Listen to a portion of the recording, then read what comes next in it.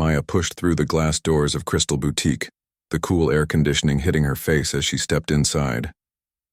The store smelled like expensive perfume and leather, nothing like the discount stores she usually shopped at with her mom. But today was different. Today she had her own money. She pulled her phone from her hoodie pocket and checked her savings app one more time. $437. Every penny earned from tutoring younger kids in math and science after school. Her fingers had cramped from grading so many practice worksheets, and she'd spent countless evenings explaining fractions to third graders, but it was all worth it for this moment. The Honor Society induction ceremony was only 2 weeks away, and Maya wanted to look perfect. She'd worked too hard to get there to show up in something borrowed or from the clearance rack. This time she wanted something that was truly hers. The boutique was nothing like the stores she knew.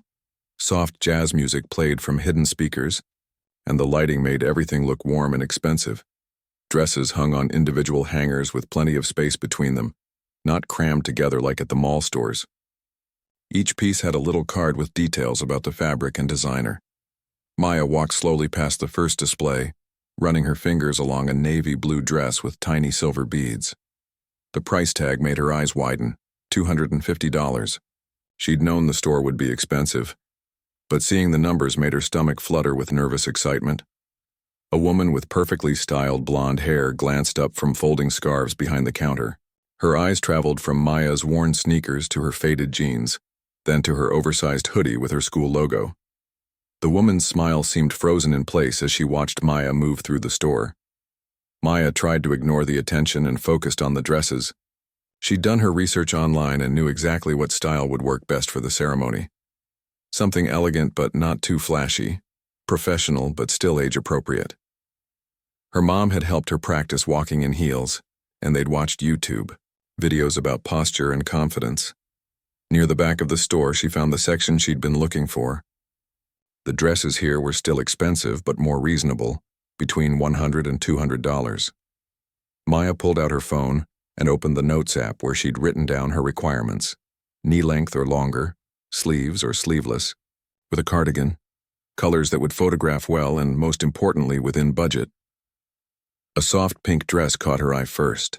The fabric felt smooth under her fingers, and the cut looked similar to one she'd admired in a magazine. She checked the size and held it up against herself, trying to imagine how it would look. The price tag showed $179, definitely doable. As she browsed, Maya noticed other customers watching her. An older woman with a designer purse whispered something to her friend while looking in Maya's direction. 2 teenage girls about her own age giggled and pointed at her shoes. Maya's cheeks grew warm, but she kept her head high. She belonged here just as much as anyone else. She selected 2 more dresses to consider: a deep purple one with 3/4 sleeves and a classic black dress that reminded her of something a young professional might wear. Each one represented hours of tutoring work, patience with frustrated kids, and dreams of her future. The fitting rooms were at the back of the store, separated by a small seating area with plush chairs and a 3-way mirror. Maya approached the desk where a young sales associate was organizing jewelry. "Excuse me," Maya said politely. "Could I try these on, please?" The associate looked up, her eyes quickly scanning Maya's appearance. There was a pause that lasted just a moment too long before she answered. "Oh, sure, let me just get you a room ready." The girl fumbled with the keys, dropping them once before unlocking one of the fitting room doors. She seemed nervous, glancing toward the front of the store where the blonde woman was now watching their interaction with obvious interest.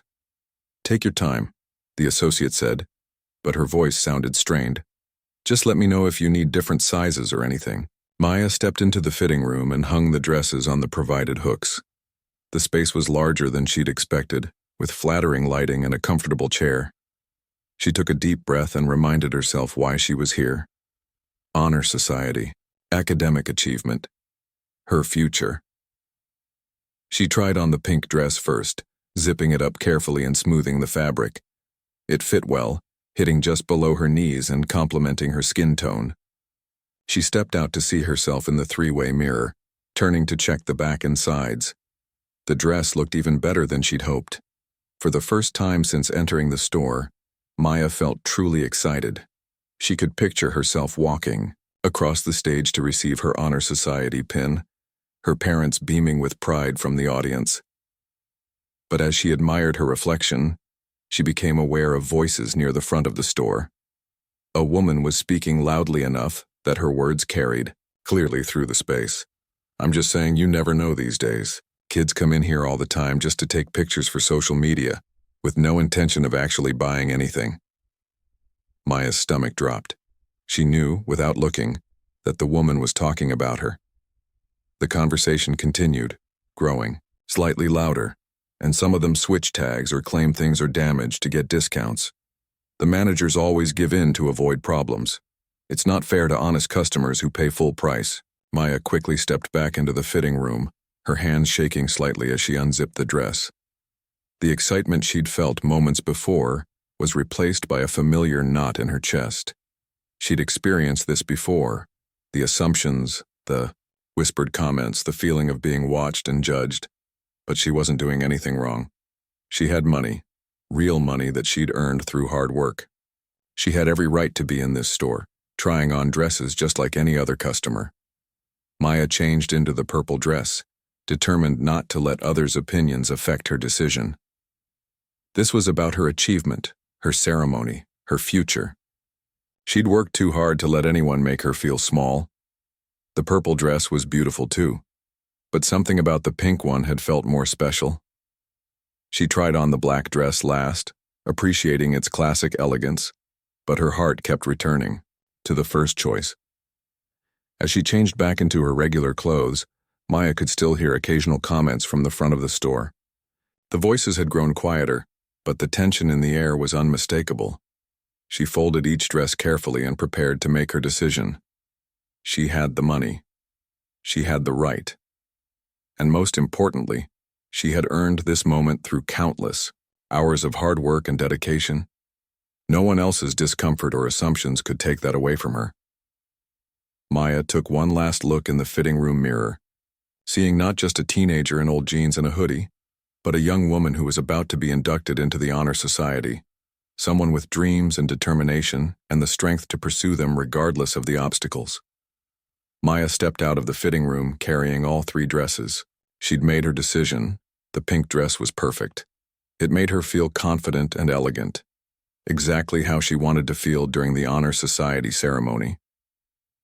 She walked toward the front counter, her heart still racing from the comments she'd overheard but determined to complete her purchase. The blonde woman from behind the counter was now standing near the entrance, organizing a display of accessories. As Maya approached with the dresses, the woman's eyes followed her movement with obvious suspicion. Maya tried to smile and act natural, the way her mother had taught her. "Kill them with kindness, honey," she always said. But before Maya could reach the register, another customer intercepted her path. The woman was probably in her 40s, wearing an expensive-looking cream-colored blazer and carrying a designer handbag that probably cost more than Maya's entire college savings account. Her hair was perfectly styled, and her makeup looked like it had been done professionally. "Excuse me," the woman said, stepping directly in front of Maya. Her voice was loud enough that other customers turned to look. "I couldn't help but notice you've been in the fitting room for quite a while." Maya blinked, confused by the comment. "Yes, ma'am. I was trying on dresses. I found one I'd like to purchase." The woman's eyes narrowed as she looked Maya up and down again, taking in her casual clothes and worn sneakers. "Really? And you can afford these prices?" Heat rushed to Maya's face. She couldn't believe someone was actually asking her that question out loud, in front of other people. Several customers had stopped their shopping to watch the interaction, and Maya felt like she was on display. "Yes, ma'am, I can," Maya replied, keeping her voice steady despite the embarrassment burning in her chest. "I've been saving up for this." The woman laughed, but it wasn't a kind sound. "Saving up? Honey, these dresses cost more than most people your age make in a month. What do, work at McDonald's?" Maya's hands tightened on the dresses. She wanted to tell this stranger about her tutoring job, about the hours she'd spent helping younger students, about her acceptance into Honor Society. But something told her that no explanation would be good enough for this woman. "I tutor students in math and science," Maya said quietly. I've been working after school and weekends. Tutoring, the woman repeated, her tone dripping with disbelief. And they pay you enough to shop here? That's interesting. By now, the store had fallen almost completely silent, except for the soft jazz music still playing overhead. The sales associates had gathered near the counter, whispering among themselves. Maya noticed that none of them were coming to help her or diffuse the situation. The woman in the blazer turned toward the staff. I think you should check her identification and her method of payment before processing any sale. You know how it is these days. Kids using stolen credit cards, fake checks, all sorts of schemes. Maya's mouth fell open. I'm paying with cash. My own cash that I earned. Cash? The woman raised her eyebrows dramatically. That's even more suspicious. Who carries around hundreds of dollars in cash? Especially someone your age? I do, Maya said, her voice getting stronger despite her racing heart. Because I worked for it and I saved it and it's mine. The woman shook her head and turned to address the blonde sales associate, who was now standing behind the register looking extremely uncomfortable. I'm a regular customer here, the woman announced. I spend thousands of dollars in this store every year. I'm telling you, something doesn't feel right about this situation. These kids come in here all the time, waste everyone's time trying on expensive clothes they can't afford. Sometimes they even damage the merchandise. Maya felt like she'd been slapped. I haven't damaged anything. I was careful with every dress. But the woman continued as if Maya hadn't spoken. Then they post pictures on social media pretending they bought everything. Or they try to pull some scam with returns and exchanges. I've seen it happen at other stores in the mall.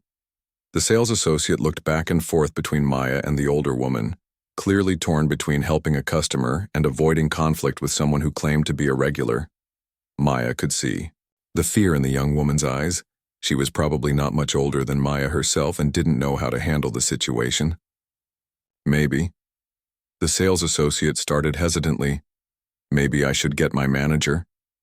Yes, the woman in the blazer said immediately. Get your manager. I want to make sure this store is protecting itself and its honest customers.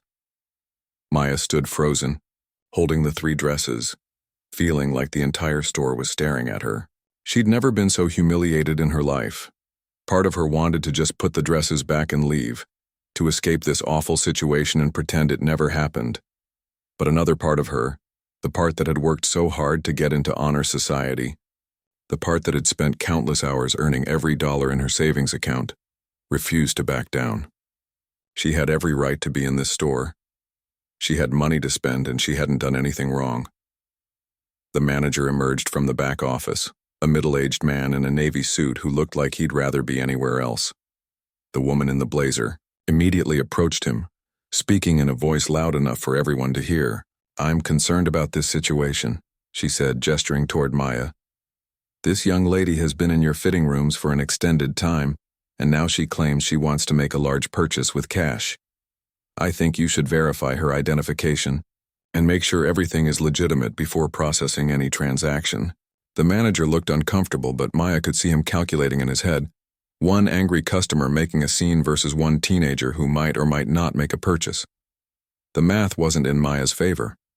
Miss, he said, approaching Maya, with what he probably thought was a diplomatic tone. I apologize for any inconvenience, but would you mind showing us some identification?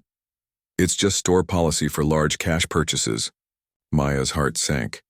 She knew it wasn't really store policy. She'd researched the store online and read their return policy and payment options. But she also knew that arguing would only make things worse.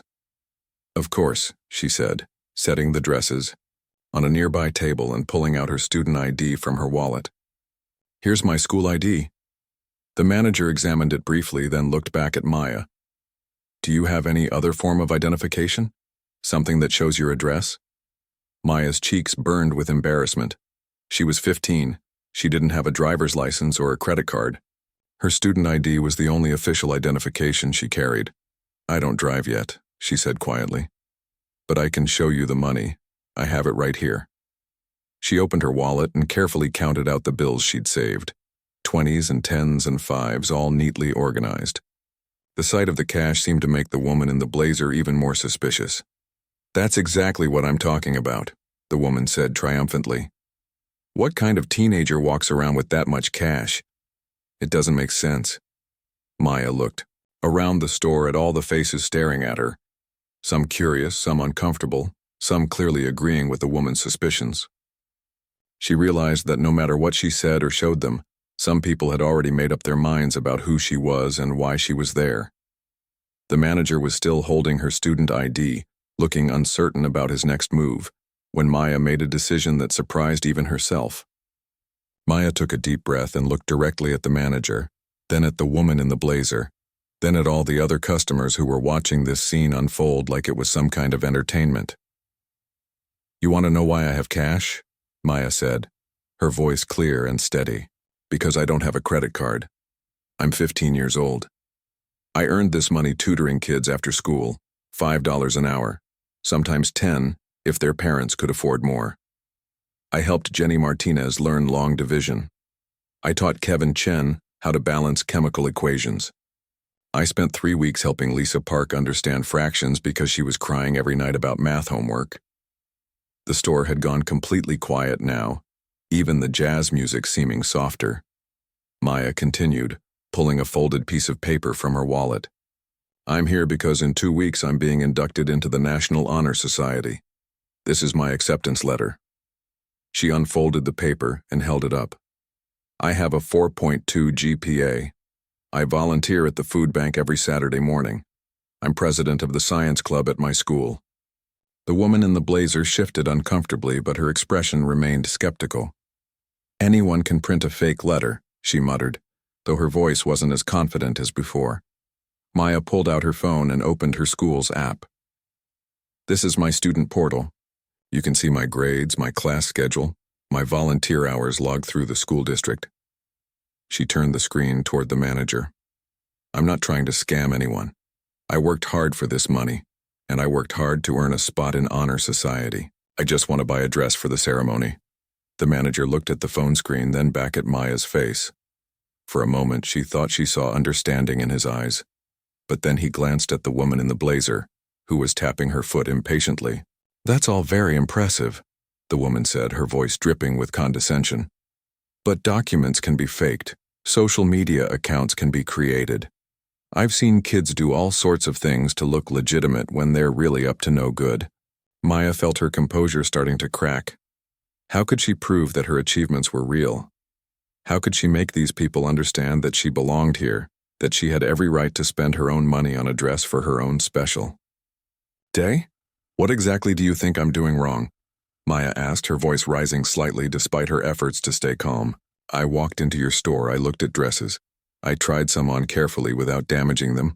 I found one I want to buy and I have the money to pay for it. What part of that is suspicious?" The woman in the blazer crossed her arms. "The part where a teenager shows up in clothes from Target, claiming she has hundreds of dollars to spend on a single dress. The part where she's carrying around more cash than most adults keep in their wallets. The part where she happens to have all these documents ready to show, like she was expecting to be questioned." Maya's heart was pounding so hard she could hear it in her ears. "I have these documents because I'm proud of them. I carry my acceptance letter because it's the most important thing that's ever happened to me. And I'm dressed like this because I came here straight from tutoring. I was helping a 6th grader with algebra for 2 hours before I came here." She pulled out another piece of paper, a handwritten thank you note from one of her students' parents. "Mrs. Rodriguez wrote this last week because I helped her son bring his math grade up from an F to a B. She paid me $20 extra as a bonus." The sales associates were looking more uncomfortable by the minute. One of them, a young man who hadn't spoken yet, stepped forward. "Ma'am," he said to the woman in the blazer, "maybe we should just let her make her purchase. She has the money and she's not doing anything wrong." The woman whirled around to face him. "Excuse me? I'm a valued customer of this store. I spend more money here in one shopping trip than this girl probably sees in a year. Are you telling me that my concerns don't matter?" The young sales associate stepped back, clearly intimidated. The manager quickly moved to smooth things over. "Of course your concerns matter, Mrs. Patterson. We appreciate your loyalty to our store, but we also need to be fair to all our customers." Maya noticed he'd called the woman by name. She really was a regular customer, which meant her opinion carried more weight than Maya's. The realization made her stomach sink. Mrs. Patterson turned back to Maya with a triumphant look. Fair? What's fair is protecting honest customers from scammers and troublemakers. What's fair is making sure people who don't belong in upscale stores don't waste everyone's time. Don't belong? Maya repeated, her voice barely above a whisper. The words hit her like a physical blow. Why don't I belong? Because of how I'm dressed? Because of my age? Because of the color of my skin? The store fell silent again, but this time the silence felt different. Heavier. More uncomfortable. Maya had said what everyone was thinking, but no one wanted to acknowledge out loud. Mrs. Patterson's face flushed red. This has nothing to do with that. This is about behavior and attitude and respecting the atmosphere of a quality establishment. But Maya could see from the expressions on other customers' faces that her words had hit home. Some people looked ashamed now, like they were seeing the situation from a different angle for the first time. Maya took another deep breath and made a decision. She walked over to where she'd left the 3 dresses and picked up the pink one, her dream dress, the one that had made her feel so confident and beautiful just minutes ago. This dress cost $179, she said, holding it up. I have exactly $437 in my wallet. I earned every penny of it by helping kids learn math and science, by staying after school when I could have been hanging out with friends, by giving up my weekends to tutor struggling students. She looked directly at Mrs. Patterson. I'm not trying to scam anyone. I'm not trying to cause trouble. I'm trying to buy a dress for one of the most important days of my life. If that makes me someone who doesn't belong here, then maybe this store isn't the kind of place that deserves my money. Maya folded the dress neatly and placed it back on the table. Then she gathered up her wallet, her acceptance letter, and her phone. I'm going to leave now, she said, her voice steady despite the tears threatening to spill over. Not because I did anything wrong, and not because I can't afford to shop here. I'm leaving because no dress is worth being treated like a criminal. She started walking toward the door, but Mrs. Patterson wasn't finished. That's right, the woman called after her. Run along back to where you belong. Maybe next time you'll think twice before trying to shop above your level. Maya stopped walking. She turned around slowly, and for a moment, everyone in the store held their breath. When she spoke, her voice was calm, but filled with a strength. That surprised even her. My level? Maya said. My level is honor society. My level is a 4.2 GPA. My level is helping other kids succeed when they're struggling. My level is working hard for what I want instead of expecting it to be handed to me. She looked around the store at all the faces staring at her. If my level isn't good enough for this store, then I feel sorry for this store. Maya turned back toward the door, but before she could take another step, her phone started ringing. The caller ID showed Dad, and Maya realized she didn't want to face this situation alone anymore. Maya looked at her phone screen, seeing her father's name and photo. Part of her wanted to let it go to voicemail. She didn't want to worry him or ruin his day at work. But another part of her, the part that was tired of fighting this battle alone, desperately wanted to hear his voice. She answered the call, stepping slightly away from the crowd of onlookers. Hi, Dad, she said, trying to keep her voice normal despite everything that had happened. Hey, sweetheart, came her father's warm voice through the speaker. I had a break between meetings and wanted to check how the dress shopping was going. Did you find something you like? Maya glanced back at the pink dress still lying on the table, then at Mrs. Patterson, who was now talking loudly to the manager about the kind of clientele the store was attracting. Her composure finally started to crack. Dad, she said quietly, I'm having some trouble at the store. Could you maybe pick me up?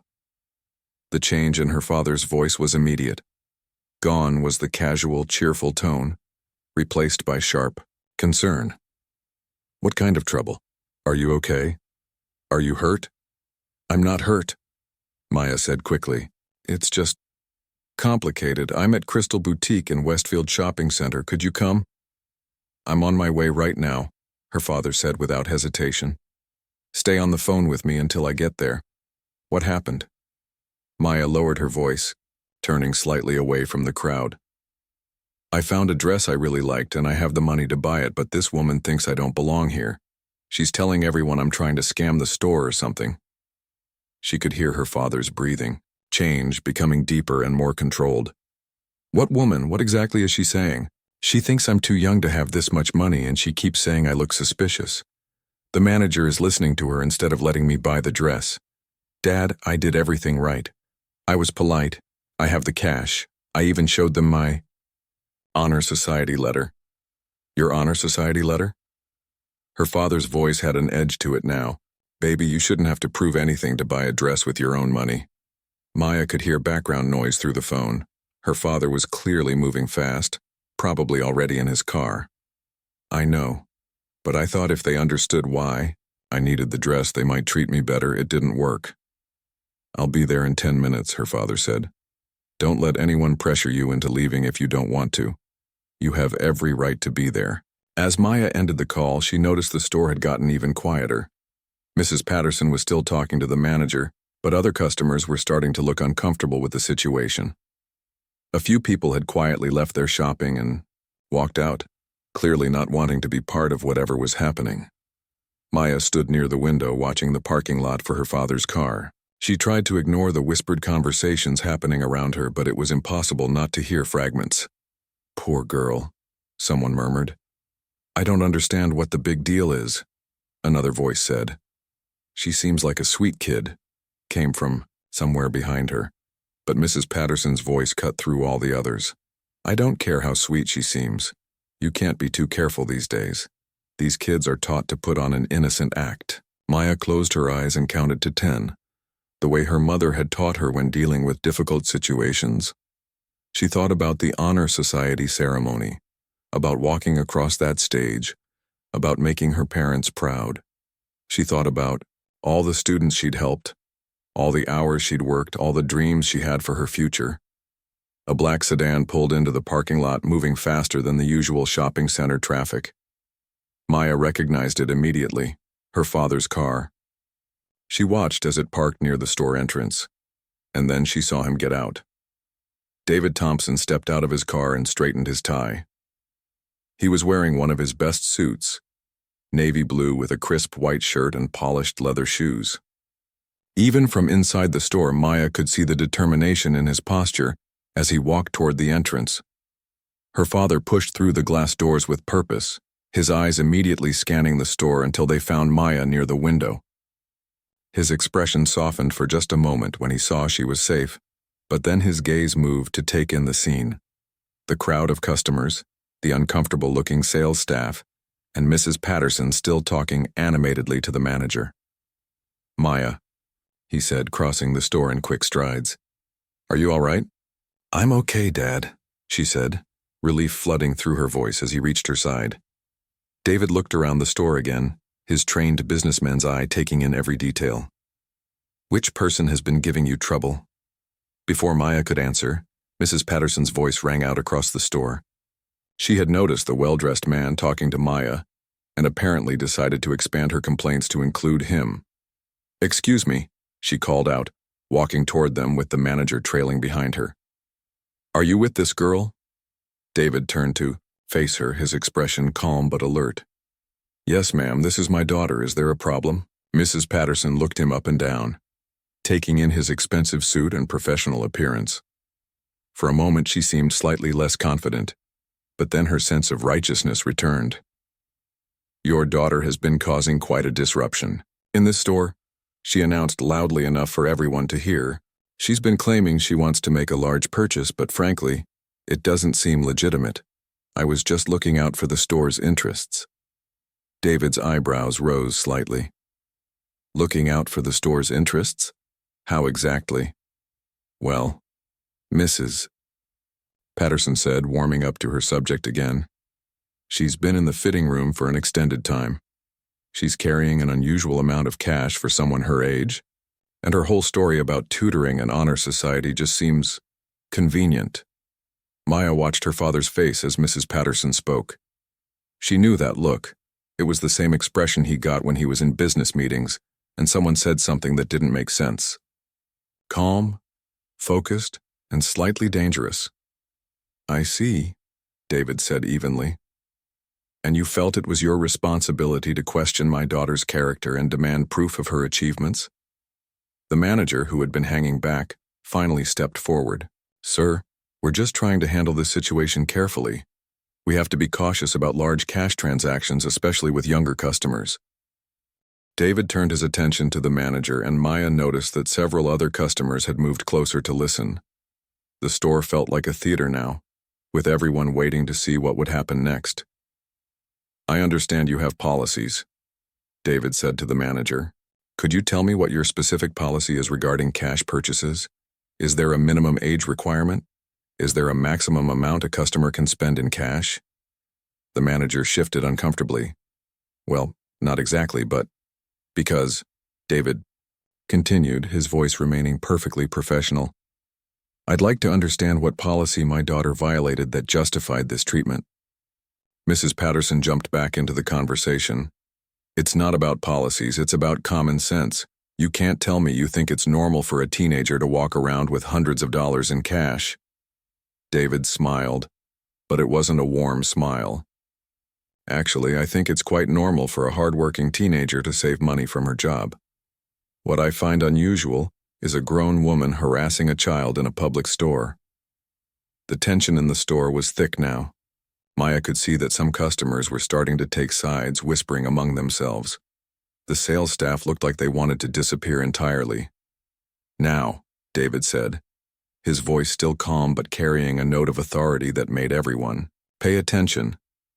I'd like to speak with your manager about resolving this situation. Maya found a dress she likes. She has the money to pay for it, and I think it's time we completed this transaction. The manager nodded quickly, clearly eager to end the confrontation. But Mrs. Patterson wasn't finished. I suppose you think you can just throw your weight around and get special treatment, she said to David.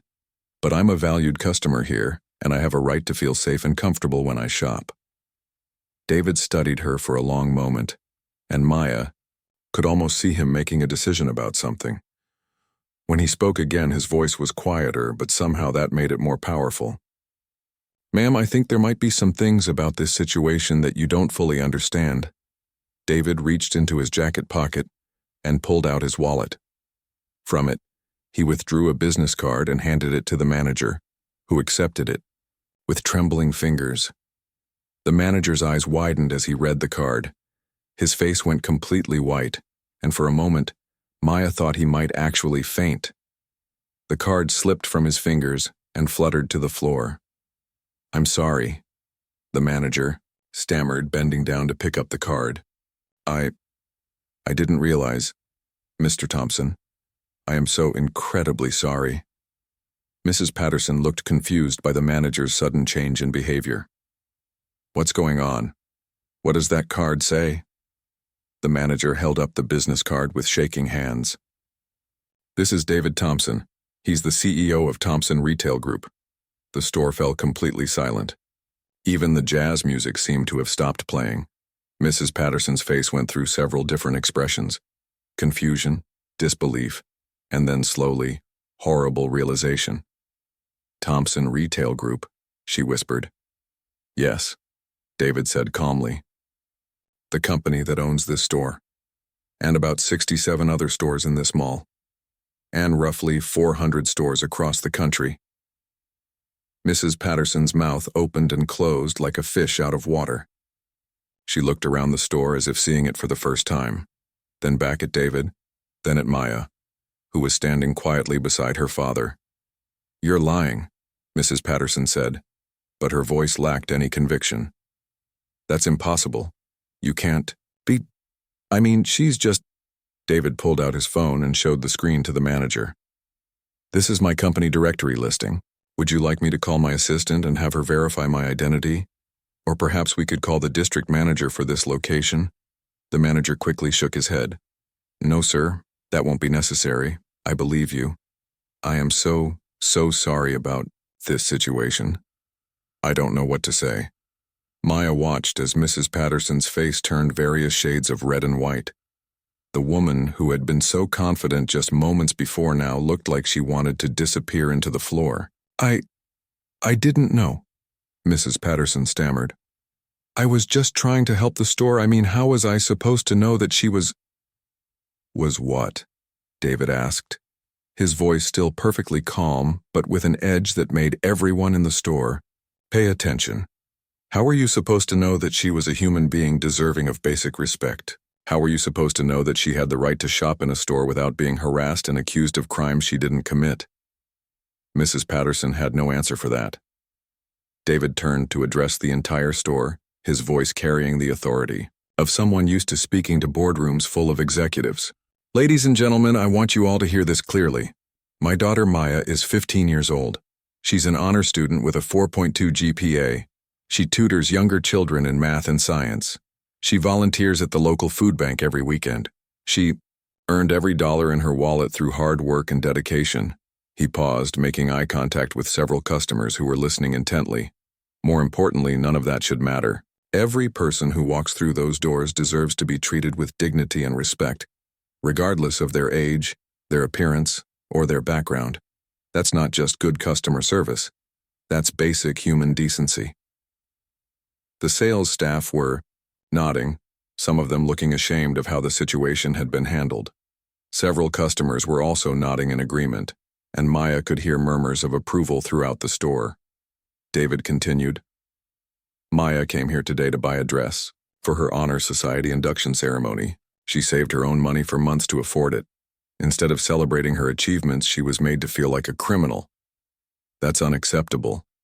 Mrs. Patterson finally found her voice again, though it was much quieter than before. Mr. Thompson, I apologize. I didn't mean any harm. I was just trying to look out for the store's interests. Were you? David asked. Because from where I stand, it looks like you were making assumptions based on my daughter's age and appearance. You decided she didn't belong here before you knew anything about her. Maya watched as tears started to form in Mrs. Patterson's eyes. For the first time since this whole ordeal began, Maya actually felt a little sorry for the woman. I made a mistake, Mrs. Patterson said quietly. I'm sorry, Maya, I'm truly sorry. Maya looked up at her father, who nodded slightly, giving her permission to respond. Thank you for the apology, Maya said. I hope next time you'll give someone a chance before deciding they don't belong somewhere. David turned his attention back to the manager, who was still clutching the business card like it might disappear. Now, David said, I believe my daughter found a dress she wanted to purchase. I'd like to complete that transaction, and then I'd like to have a conversation with you about staff training and company policies. Of course, sir, the manager said quickly. Absolutely. Right away. Maya walked over to the table where the pink dress was still lying and picked it up. It felt different now, not just like a dress, but like a symbol of everything she'd fought for today. The young sales associate who had tried to defend Maya earlier stepped forward eagerly. I'll ring that up for you right away, she said with a genuine smile. And Maya, congratulations on Honor Society. That's really amazing. Thank you, Maya said, finally able to smile back. As the transaction was being processed, David spoke quietly to the manager about implementing better training programs and clearer policies about treating all customers fairly. Maya couldn't hear all the details, but she could tell her father was making sure this situation wouldn't happen to anyone else. Mrs. Patterson approached Maya hesitantly. Maya, I want you to know that I really am sorry. What I did was wrong, and I learned something important today. Maya nodded. We all make mistakes. The important thing is learning from them. The sales associate finished processing the purchase and handed Maya a beautiful shopping bag with the dress inside. Enjoy your ceremony, she said warmly. You're going to look absolutely stunning. As they prepared to leave the store, David addressed everyone one more time. I want to thank those customers who spoke up in support of my daughter today. It takes courage to stand up for what's right, especially when it's easier to stay quiet. And to the staff members who tried to help, thank you as well. He looked around the store once more. I hope everyone learned something valuable today. I know I did. I learned that my daughter has even more strength and grace than I already knew, and I'm incredibly proud of her. Maya felt her cheeks warm with pride and happiness. After everything that had happened, hearing those words from her, father meant everything. As they walked toward the exit, David put his arm around Maya's shoulders. "So," he said with a smile, "ready to go show your mom your dress?" "More than ready," Maya said, clutching the shopping bag that represented so much more than just a purchase. Behind them, the store slowly returned to normal, but Maya knew that several people there would remember this day for a long time, and hopefully the next time someone saw a young person shopping in their store, they'd remember to treat them with the respect and dignity that every person deserves. Maya had her dress, but more importantly, she had learned something valuable about standing up for herself and the power of having people who believe in you. The Honor Society ceremony was going to be even more special now, because she knew she'd truly earned her place there in more ways than one.